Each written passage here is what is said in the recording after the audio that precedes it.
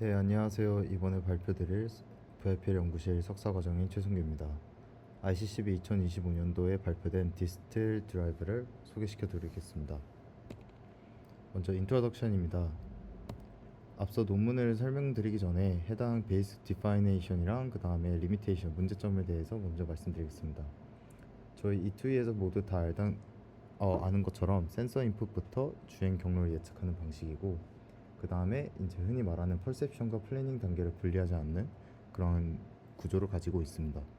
그리고 디스틸레이션 개념이 들어가 있는데, 그 플래닝 놀리지가 이제 직접적이지 않고 간접적으로 학습됨으로써 이제 더 리파인하게 만들 수 있는 그러한 이투의 과정의 이제 논문이라고 생각해 주시면 될 것 같습니다.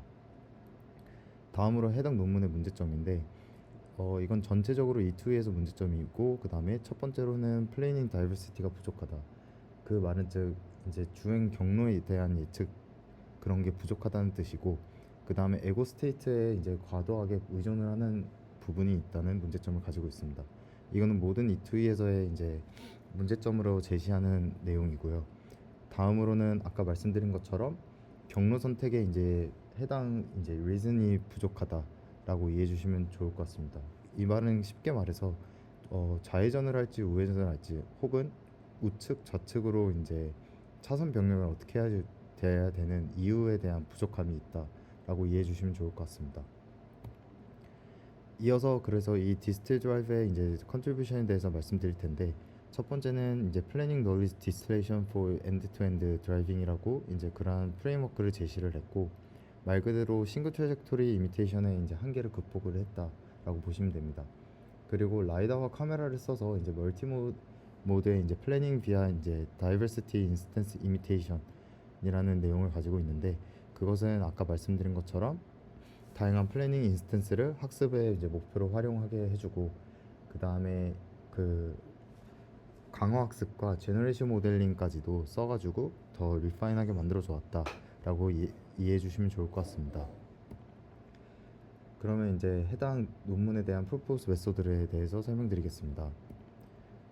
전제 아키텍처는 이렇게 구조를 가지고 있고, 위에 티처 모델과 스튜던트 모델, 그냥 기본적인 디스틸레이션의 구조를 보시면 되고, 중간에 메모리 뱅크나 그 다음 리워드 펑션 같은 엑스포트 스테이터스, 엑스포트 트래젝토리, 이렇게 두 가지가 있어서 이거를 중간단에서 잘 활용하는 그런 구조라고 보시면 됩니다. 네, 먼저 앞단의 에이전트 인코더에 대해서 먼저 말씀드릴 텐데, 에이전트 인코더는 이곳 차량을 제외한 주변 동적 에이전트의 그 움직임을 시간적으로 모델링하는 역할을 해줍니다.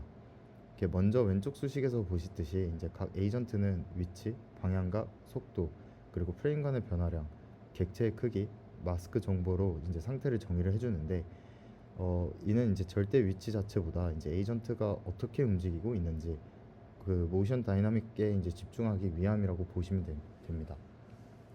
그리고 이 벡터는 이제 MLP를 통해서 인베딩이 되고, 이후 오른쪽 수식과 같이 템포럴 어텐션을 적용을 해줍니다. 여기서 이제 위치 인코딩을 이제 함께 사용하여 이제 단순한 프레임 이제 독립적인 특징이 아니라 이제 시간적 상관관계를 반영해가지고 에이전트의 표현을 이제 학습하는 과정이라고 보시면 됩니다. 다시 이제 말씀드려서, 결과적으로 에이전트 인코더는 이제 에고의 주행 계획에 영향을 주는 이제 주변 에이전트들의 이제 모션 어웨어 리프레젠테이션을 생성하게 된다고 보시면 됩니다. 두 번째는 신 인코더인데, 여기서 이제 아까 말씀드린 것처럼 에이전트 동적 객체가 아니고 이제 정적인 객체 기반으로 이제 주행 환경의 구조와 규칙을 모델링하는 역할을 해준다고 보시면 됩니다.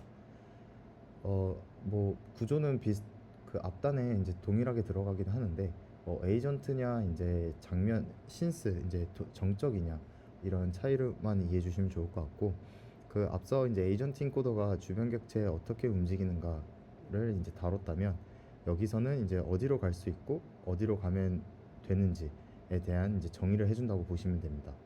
그래서 에고의 주행 계획을 제약하는 이제 주행 가능 영역과 규칙 정보에 대한 이제 인코딩을 해주는 단계라고 보시면 됩니다. 수식에서 보이는 것처럼 각 차선은 이제 벡터 방향, 진행 방향, 각도, 그리고 이제 중심선으로부터 편차 정보를 결합하고, 그 다음에 포인트넷을 이제 통해 폴리라인 형태로 인코딩을 해준다고 합니다. 여기서 이제 차선 타입과 같은 라벨 정보를 가중 임베딩을 더해 이제 단순한 기하 구조가 아니라 이제 플래닝에 필요한 의미적 제약 정보를 함께 반영해 준다고 보시면 됩니다. 그래서 결과적으로는 신 인코더는 이제 에고 계획이 도로 구조와 주행 규칙을 위반하지 않도록 이제 플래닝 오리엔트 신 리프레젠테이션을 이제 제공한다 보시면 됩니다. 네, 다음은 이제 디코더 단인데 이제 플래닝 디코더와 이제 아까 말씀드린 것처럼 강화학습 베이스 옵티마이제이션 부분입니다. 그 앞에서 설명했던 에이전트 인코더와 신 인코더에서 이제 얻은 정보를 통합해서 여기서 이제 에고 차량의 다중 모드 주행 계획을 생성을 해줍니다. 플래닛 디코더는 주변 에이전트의 움직임과 도로 구조 함께를 이제 고려해주고 이제 에고의 주행을 단일 경로가 아닌 여러 개의 후보 모드로 예측을 해줍니다. 각 모드에 대해 이제 미래 궤적과 함께 이제 해당 계획의 신뢰도 점수와 이제 에고 상태를 이제 동시에 출력을 해주고 그다음 이제 아래쪽에 이제 보이는 것처럼 왼쪽 아래에 보이는 것처럼 출력 모드별 이제 미래 계측 타우 모드 선택 점수 S 그리고 에고 상태 벡터 이제 크사이로 구성된다고 보시면 됩니다. 여기서 이제 또 아까 뒤에서 계속 모방 학습에 대한 이미테이션 내용이 나왔었는데 여기서는 이제 상태 의사 결정 관계를 충분하지 않기 때문에 학습을 하지 않기 때문에 강화 학습 기반을 통해 최적화를 함께 적용해 준다고 보시면 됩니다. 그래서 가운데 단에 RL 베이스 스테이터스 옵티마이제이션이라고 보시면 되고 그게 이제 걸쳐서 IR 이미테이션 러닝 부분인데 그래서 가이드 헤드로 들어가서 멀티모드 디스트리뷰션, 멀티모드 트래젝토리 이 두 가지를 뽑게 되는 구조라고 보시면 됩니다. 그리고 위 수식에서는 또 오른쪽 강화학습 기반 상태 최적화를 함께 적용하게 되는데 Q러닝 기반 목표 값을 현재 상태에서의 보상과 미래 행동 가치를 함께 고려해 이제 상태를 평가해 줍니다. 이후 오른쪽 수식과 같이 예측된 에고 상태와 전문가 행동 간의 차이를 최소화하도록 학습을 하고 에고 상태에 대한 과도한 의존도를 줄이고 플래닝의 다양성과 안정성을 동시에 강화해 줍니다. 또 여기서 이제 결과적으로는 이 단계에서는 단순히 그 전문가의 궤적에 따라가는 것이 아니라 합리적인 다중주행 후보를 생성을 해주고 그중 안정적인 결정을 내릴 수 있도록 티처 모델의 플래닝 능력을 완성하는 역할을 해줍니다. 이렇게 티처 모델에 이제 대한 구조이고요. 다음은 스튜던트 모델 구조인데 이거는 간단하게 넘어가도록 하겠습니다. 여기서는 이제 스튜던트 모델은 다중 센서의 입력으로부터 E2E 방식으로 이제 주행 계획을 직접 학습하는 구조인데 티처 모델과 달리 이제 별도의 장면 구조 어노테이션 없이 이미지 기반 인지 특징만으로 플래닝을 수행을 해줍니다.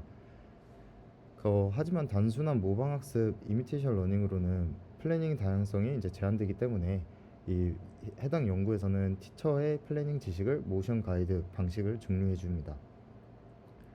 단일 전문가 궤적이 아니라 이제 티처가 학습한 모션 분포 자체를 스튜던트에 전달하게 되는 것이고 그것이 핵심이 됩니다. 해당 수식을 보시는 듯이 스튜던트는 먼저 다중 센서 입력으로부터 환경 특징 FG를 축출하고 그 티처로부터 전달된 이제 모션 가이드 플래닝을 표현해서 IAG와 함께 사용됩니다. 이 특징을 GRU를 통해 시간적으로 결합하게 되고 이후 간단한 MLP를 걸쳐 에고와 에이전트에 대한 플래닝 표현 IE와 IA를 생성을 해줍니다. 이 과정에서 제너레이트 모델링을 활용하게 되는데 모션을 단일 경로가 아닌 확률 분포 형태로 학습을 하고 스튜던트 모델로서의 이제 다중 모드 주행 계획이 이제 가능해지게 됩니다.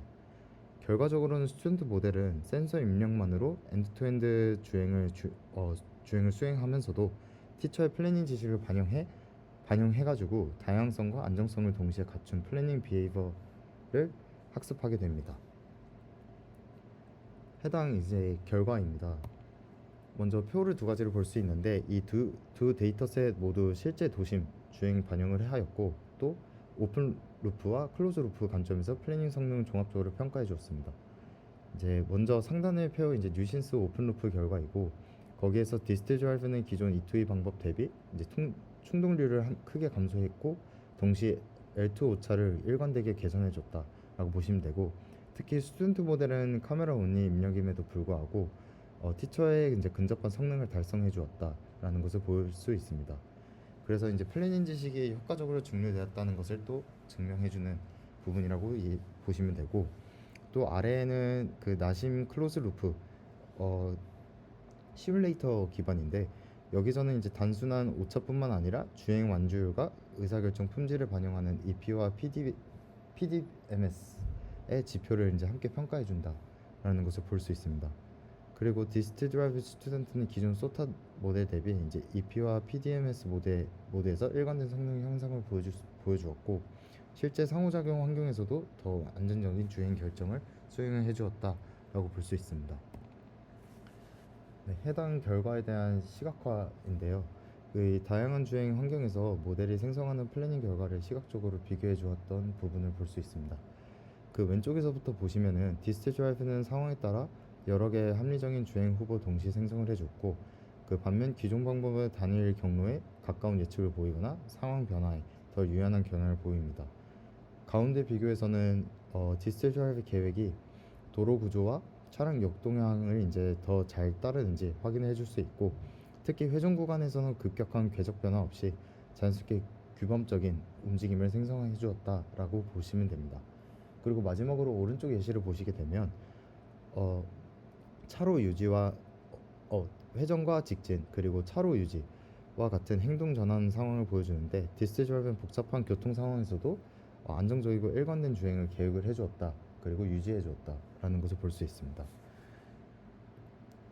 마지막으로 컨클루션입니다.